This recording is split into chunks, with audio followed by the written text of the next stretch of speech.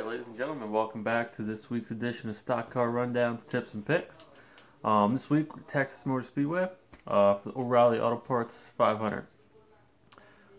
If you guys have been paying attention this week, have a little bit of issue with on-track time. They got the first round of knockout qualifying in, but not the last two. So that has the qualifying order a little bit jacked up this week. Nothing crazy, but it's not quite the way it probably would have been. Let's just say that. Also, practice today were kind of bogus. It's 30 degrees colder in Texas today than it will be tomorrow. So there wasn't a whole lot they're going to learn, or it's going to not relate real well. There's a lot more grip today than there will be tomorrow. It's going to be 60 degrees. Should be a pretty good day to race. But that makes it a little hard, especially happy hour was only 20 minutes long and it started under caution because the track was still wet from the rain. It's yeah, so it's going to be an interesting week.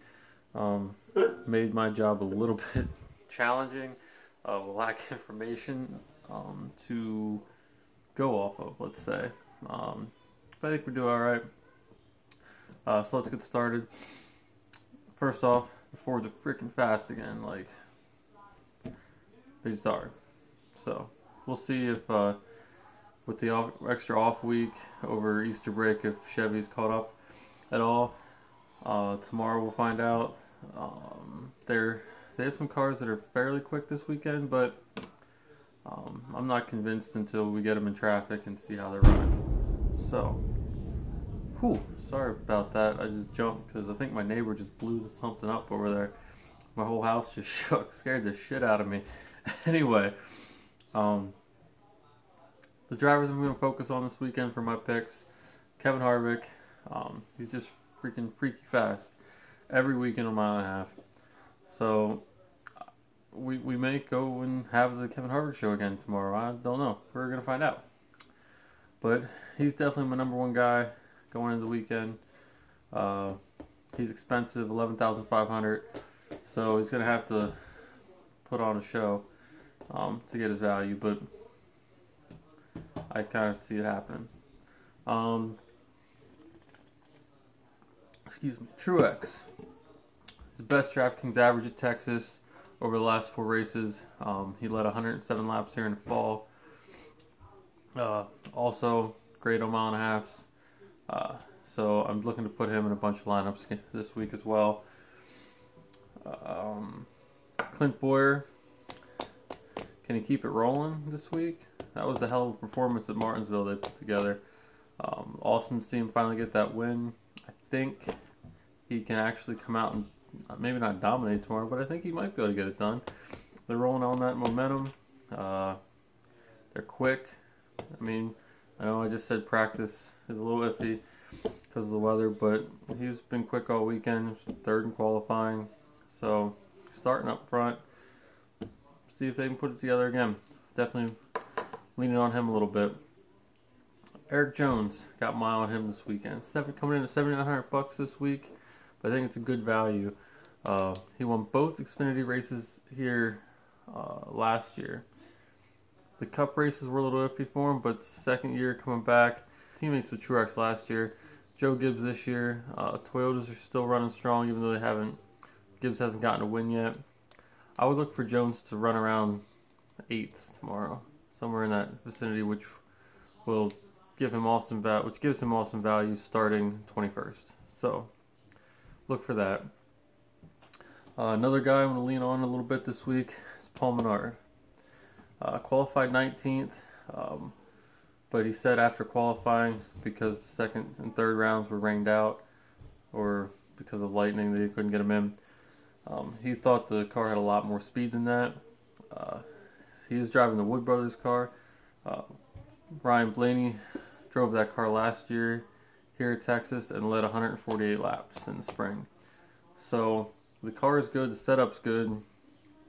I don't think Paul Menard is quite the driver Blaney is, but I would expect him to have a decent day tomorrow. I'm looking like somewhere around 12th for Menard, which would be great for $7,300. So look at that. William Byron, I think I'm going to put him in every single lineup this week. Hopefully he doesn't wreck. But he's starting 33rd. Well, his qualifying position is 33rd. He's actually going to start in the rear because he had an engine change. But I'm not worried about that because that 4 places isn't going to make a difference at the end of the day. The key for Byron tomorrow is to not go a lap down the first run of the day. If he can stay on the lead lap and make it to the first caution, I think he's going to be fine. I would look for him to run right around 15th tomorrow, which would be a real solid day, especially starting 33rd. You're going to get massive points out of him. Coming at $6,700, I'm definitely putting him on every team I have this week and praying he doesn't wreck. That's my strategy. Another guy, Chase Elliott, good potential this week. 4th best Draftkings average at Texas in the last 4 races. He's starting 20th. Qualifying kind of messed him up a little bit. I expected him much higher than that in qualifying, so lots of position differential points up for grabs there, if I could speak properly. Yeah, so check him out too. Yeah, alright, so that's my main core guys. What is it? 1, 2, 4, those 7 guys. Those 7 guys are my main guys I'm gonna try to fit in all my lineups. These other guys I'm gonna mention are my like filler guys. Like if I want to change it up, you don't want all the same teams. Give yourself a good chance in case something happens to somebody. So those guys are as follows. Logano. It's a great track for him. He's finished in the top 7 in the last 4 races, and I think 3 out of the 4 were top 3. So it's definitely a solid track for him. I would look for a solid run out of him tomorrow. Probably around 5th is what I'm guessing. So we'll see. Suarez. Not really sure about Suarez, but he was quick today. I don't think that means too much. But it is Carl Edwards' old ride, and Carl Edwards was awesome at Texas. So maybe some of the setup still carries over. He ran okay here last year, so I think he can have a pretty good day tomorrow. He'll probably end up in 1 or 2 of my lineups to see how it goes. Eric Almirola. Stewart Haas car, obviously can't go wrong with that. Starting 12th, he's a little cheaper this week than he was the other week. So he provides a little bit better value. They've been jacking his price up because he's been having an awesome season. He's got good potential tomorrow. I think he can make value. Trevor Bayne. Trevor Bayne concerns me a little bit due to his qualifying position. He qualified 13th. The reason I still have him down here is because he finished 13th and 15th here the last 2 spring races, which would easily give him his value. I think he probably can run around there tomorrow. So I don't know. He has me like right on the edge of believing he can do it and believing he's not going to do it. But somebody to think about at least if you need a budget guy. He's pretty cheap, $5,800 this week. So you get you in your lineup, need somebody cheap. That's a good filler.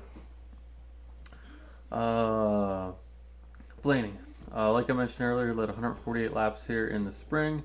He's got a good car this weekend. That Penske Ford is running well this year, so look for him to make a little bit of noise. Jimmy Johnson. I don't know if I'm going to put him in a lineup or not. I really don't. If you look back at his history at Texas, the man's amazing. Bunch of wins, tons of laps led. I don't know. He was fastest in final practice, if that means anything. I don't really know that it does. But my concern for the Chevys is how they handle in traffic. They seem to be struggling this year in race trim. So I don't know. He's let me down a couple times already this year. I think I'm probably going to lean away from him.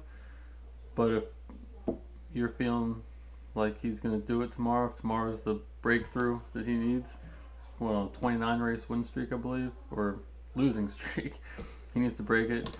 So maybe tomorrow it happens. Jamie McMurray.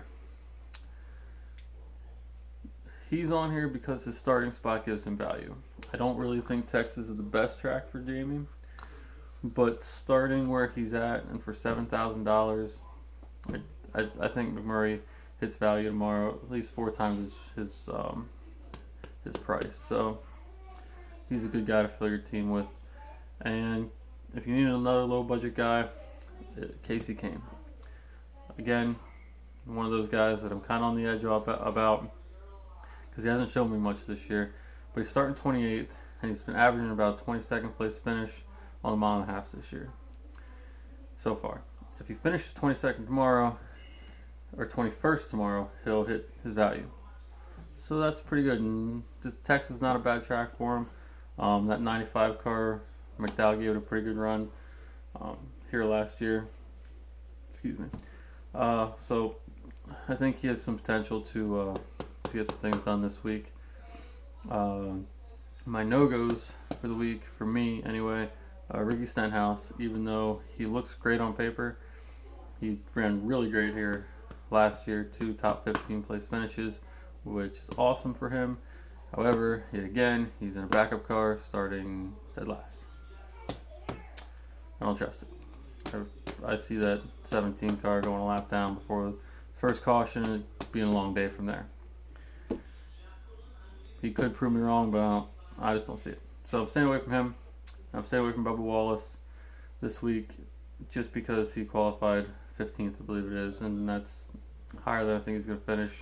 So I think he's going to have some negative position differential points that I kind of want to stay away from. So, yeah. Hold on.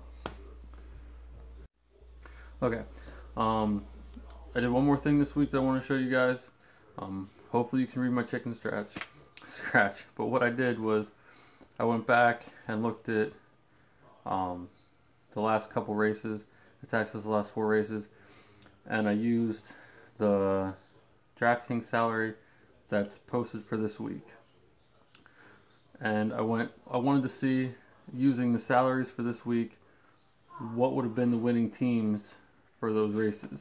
Just see if I could spot any trends or something like, or anything like that. So I did the last 4 races. If you guys can read these. No, probably not.